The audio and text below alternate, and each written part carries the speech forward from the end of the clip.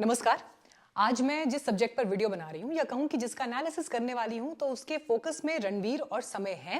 लेकिन सवाल आज इन सिर्फ दो इन यूट्यूबर्स से जुड़े हुए नहीं हैं, बल्कि मैं चाहूंगी कि आप मेरा ये वीडियो आखिर तक जरूर देखें, क्योंकि आज मैं कुछ हिपोक्रेट लोगों की भी बात करने वाली हूँ और मैं जरूर जानना चाहूंगी कि इस पर आपकी क्या राय है, क्योंकि जो क्वेश्चंस आज मैं उठाना चाहती हूँ उसे लेकर हमारे दर्शक क्या सोचते हैं ये जानना भी बहुत जरूरी है। तो पहला सवाल आज ये है इस वीडियो में कि क्या रणवीर इलाहाबादी और समय रैना अब अरेस्ट होंगे। दूसरा सवाल, क्या रणवीर और समय रैना का हमें एहसान मानना चाहिए कि उन्होंने उस गंदगी को कम से कम सतह पर ला दिया जो युवाओं के एक बड़े वर्ग के बीच बड़ी आसानी से बह रही थी, लेकिन मेन स्ट्रीम में जिसकी कोई चर्चा नहीं थी। और तीसरा सवाल ये कि क्या रणवीर के बहाने अब कुछ कट्टरपंथी अपनी पब्लिसिटी का मौका खोज रहे हैं। और चौथा सवाल ये कि क्या रणवीर और समय रैना के मामले में उन बुद्धिजीवियों और पत्रकारों की भी पोल खोल दी है जो अभी तक दोनों के वीडियोस न केवल देखते थे बल्कि अपने YouTube वीडियो में जमकर उनकी चर्चा भी करते थे, मजे भी लेते थे। और पांचवा सवाल ये कि क्या रणवीर और समय रैना की गलती अब इतनी बड़ी है जितनी बड़ी आफत उनके सिर पर आन पड़ी है, या देश में कंटेंट क्रिएटर्स सॉफ्ट टारगेट हैं।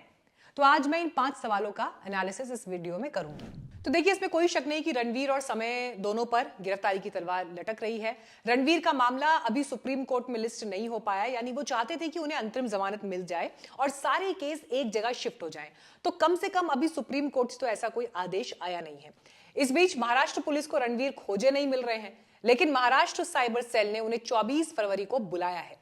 समय रैना फिलहाल विदेश में है। उन्होंने महाराष्ट्र साइबर सेल से वीडियो कॉन्फ्रेंसिंग के जरिए अपना बयान दर्ज करने का अनुरोध किया था, लेकिन महाराष्ट्र साइबर सेल ने उन्हें कोई राहत देने से इनकार कर दिया है। और इस बीच उन्हें 18 फरवरी को पेश होने को कहा गया है। हालांकि वो शायद ही पेश हो पाए, लेकिन सच यही है कि देर सवेर तो दोनों को पुलिस, साइबर सेल और महिला आयोग के सामने आना ही होगा। और ये दोनों जितनी देर करेंगे उसका उतना ज्यादा नुकसान उन्हें झेलना होगा, क्योंकि तब तक कई छोटी बड़ी और क्लिपिंग्स इनके खिलाफ पुलिस के पास पहुंचेंगे और पुलिस तो ऐसे लोगों को तलाश भी रही है, या ये कहें कि वो लोग जो रणवीर और समय के शो में पार्टिसिपेंट थे और उन्हें लगा कि वो कंटेंट अश्लील था, यानी कुछ लोग भी अगर रणवीर और समय के खिलाफ गवाही दे सकेंगे तो पुलिस का केस और स्ट्रांग होगा और इनकी पोजीशनिंग होगी कमजोर। ये बात रणवीर और समय को समझ नहीं आ रही होगी, लेकिन उनके लॉयर्स तो डेफिनेटली समझा रहे होंगे। लेकिन देखना अब यही है कि कानूनी लड़ाई में उनके वकील की सलाह ज्यादा काम आती है या फिर पुलिस के पैंतरे। खैर, इस मामले में उनका धंधा मंदा पड़ चुका है और अब दोबारा जमने में टाइम लगेगा। लेकिन फिर सवाल रणवीर और समय रैना से जुड़े सिर्फ इस कंट्रोवर्सी का नहीं है। सवाल यह है कि क्या इन दोनों का समाज को एहसान मानना चाहिए, क्योंकि जिन्होंने एक विवाद पैदा किया और कुकुर मुत्ते की तरह उगाए फूहड़ कॉमेडी यूट्यूबर्स जो भद्दा कंटेंट बना रहे हैं, अचानक वो मेन स्ट्रीम मीडिया में चर्चा का विषय बन गया। आम लोग इस पर बहस कर रहे हैं।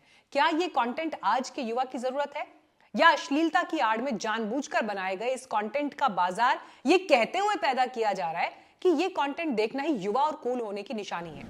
और इससे बड़ी बात यह है कि रणवीर और समय ने अश्लील कंटेंट के पूरे बाजार पर बहस का माहौल बना दिया है। संविधान में मिली अभिव्यक्ति की आजादी के दायरे तक पर बहस शुरू हो गई है और बहस के पॉइंट्स कई हैं। फॉर एग्जाम्पल, क्या आजकल ओटीटी या सोशल प्लेटफॉर्म्स पर आ रहे कंटेंट को कंट्रोल करने की जरूरत है? क्या कंटेंट बनाने वालों को समाज की सच्चाई को ध्यान में रखने की जरूरत है? क्या अभिव्यक्ति की स्वतंत्रता के नाम पर इस तरह के कंटेंट में गाली गलौज एक सीमा से ज्यादा पार जा रहा है, या हंगामा ज्यादा मचा हुआ है? एक पक्ष मानता है कि कोई भी कला हो उसका एक दायरा होना चाहिए, लेकिन एक पक्ष ये भी है जो कहता है कि कला अगर दायरे में जकड़ी जाएगी तो फिर वो कला ही क्या है।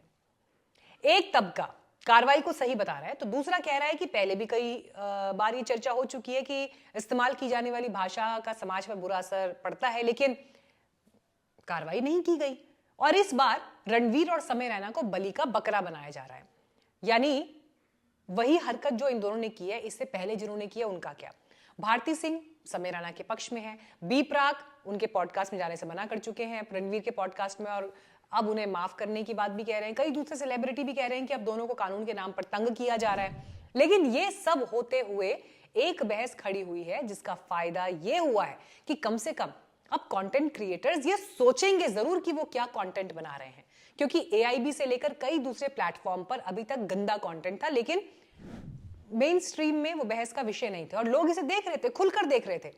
लेकिन इस बार मामला आगे बढ़ गया और अब ओटीटी प्लेटफॉर्म के फूहड़ कंटेंट पर भी सवाल खड़े हो रहे हैं, क्योंकि कई बड़े कलाकार फूहड़ शो का हिस्सा हैं और विडंबना देखिए कि वो दूसरी तरफ रणवीर और समय की हरकत पर भी सवाल उठा रहे हैं। कंटेंट क्रिएटर्स की जिम्मेदारी पर अब बहस शुरू हुई और इस बात के लिए रणवीर और समय का एहसानमंद होना चाहिए। रणवीर और समय की मुश्किलें तो अभी बढ़ी हुई हैं, क्योंकि रोज ही उनके खिलाफ मामले दर्ज हो रहे हैं। कल जयपुर में केस दर्ज हुआ है। इसके अलावा संसदीय समिति के सामने दोनों को पेश होना पड़ सकता है। यानी मुश्किलें बहुत हैं और अब रणवीर और समय को समझ आ गया होगा कि माता पिता की सेक्स लाइफ पर कमेंट का भारत जैसे देश में मतलब क्या होता है और विदेशी शो से चोरी किए गए एक भद्दे कमेंट को भारत के लोग किस आईने में लेंगे, ये आपको समझना पड़ेगा। समय रैना सारे वीडियोस हटा चुके हैं, सोशल मीडिया पर अपॉलॉजी लिख चुके हैं, कह रहे हैं कि पूरी तरह से सपोर्ट करेंगे। रणवीर भी 2 बार माफी मांग चुके हैं, कह रहे हैं कि मैं डरा हुआ हूं, भाग नहीं रहा। लेकिन अब ये मामला कहां जाकर रुकेगा, ये देखना है। एक सवाल ये भी है कि क्या रणवीर के बहाने कुछ कट्टरपंथी अपनी पब्लिसिटी का मौका खोज रहे हैं, क्योंकि पहले एक यूट्यूबर फैजान ने उनकी जुबान काटने वाले को इनाम देने का ऐलान किया था। तो अब अखिल भारतीय हिंदू महासभा ने भी कहा है कि रणवीर की जुबान काटने वाले को 1 लाख रुपए दिए जाएंगे। यानी मूर्खता की हद है। क्या कोई व्यक्ति 1 लाख रुपए के लिए ऐसा काम करेगा और जेल जाएगा? मतलब कुछ भी बकना है तो बस आप बोलिए, पब्लिसिटी मिलनी चाहिए। एक कार्यक्रम में, एक पॉडकास्ट में धीरेन्द्र कृष्ण शास्त्री जो कह रहे हैं, मतलब खुलेआम चुनौती कि आप लोगों को मार दीजिए जो इस तरह की बात कर रहे हैं। से ऐसी कोई गलती हो जिससे सनातन हिंदू धर्म को घाटा हो तो माफ की जगह साफ कर देना चाहिए। तो देखिए, जैसा मैंने सवाल उठाया कि क्या इस मामले ने कई बुद्धिजीवियों की पोल भी खोली है, तो उसका जवाब है हाँ। क्योंकि मैंने ऐसे कई पत्रकारों के वीडियोस देखे हैं जो रणवीर इलाहाबादिया को बुरा भला कहते हुए ये तक कह रहे थे कि उनकी परवरिश की गड़बड़ी है, बिना ये जाने कि रणवीर के माता पिता कौन हैं और उन्होंने मेडिकल की फील्ड में क्या किया है। समय रैना के शो का कंटेंट घटिया है तो है, लेकिन मैंने देखा कि एक पॉडकास्ट में तो हमारे ही एक साथी हैं जर्नलिस्ट, उन्होंने कहा कि जो गेस्ट उनके प्लेटफॉर्म पर आए थे कि समय का शो देखते हैं क्या, फिर चटकारे लेकर बात हो रही है कि अरे ठीक है, उस पर बात लंबी चौड़ी डिस्कशन चल रही है। अभी हमको समय रहना बहुत पसंद है। हाँ, वो भी अच्छा है, वो पर थोड़ा सा वैसा कॉमेडी करता है। कैसी? Dark comedy. पर हाँ, मैं देखता हूँ। और वो महीप सर है। अरे सर, मम्मी कैसी है? और उन्होंने तो वो वाले एपिसोड में लूट ही लिया सब कुछ। मम्मी कैसी है? हाँ, नहीं, अपनी ये इसके साथ आई थी ना। बंद करो, देखो 9-8। हाँ हाँ, अरे यार तुम मजाक करते रहते, वो वाला भी देखा। हाँ। मैं देखा 9-8। हाँ, 989 ऐसे मैं धर्म देख के थोड़ी ना। हाँ हाँ, सही बात है। मैं भी।